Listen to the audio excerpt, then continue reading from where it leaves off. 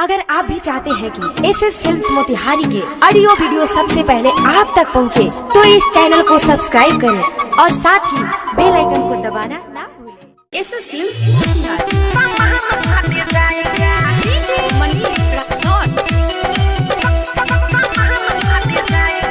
Music by Saurabh Ismailia,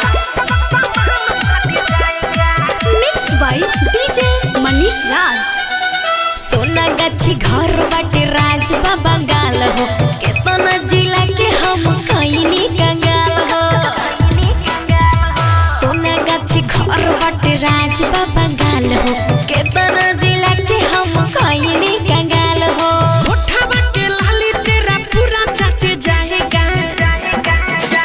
ई जिला मोतिहारी हम सामान फाटे जाएगा, ई जिला मोतिहारी हम सामान फाटे जाएगा रे।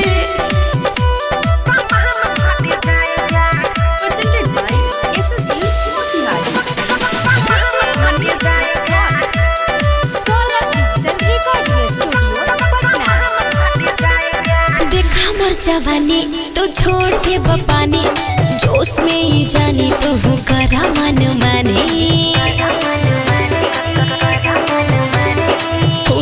कि जब से ही आइल बाडू भीरी छटपटा तो बाडू हो, तया अपन देही आके गरमी पड़े तारा हाथ बाडू हो। छेदा में लभेदा तेरा नहीं आटा पाएगा, अरे जिला मोतिहारी हम सामान फट जाएगा,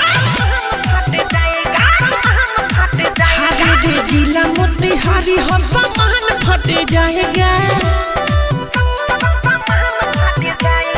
डीजे मनीष रक्सौल,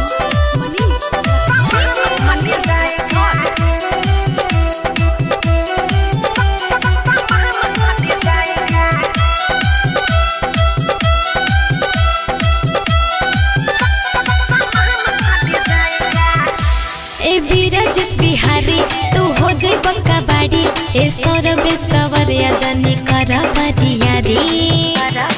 ओ कि मीठू मारा सोला के रहनी ई गहना बाटे हो, तो घरा रहा पतरलिया मुफसी कहना बाटे हो। गौरव हिमांशु तुम्हें बाटे जाएगा रे छोरा, ई जिला मोतिहारी हम सामान फट जाएगा,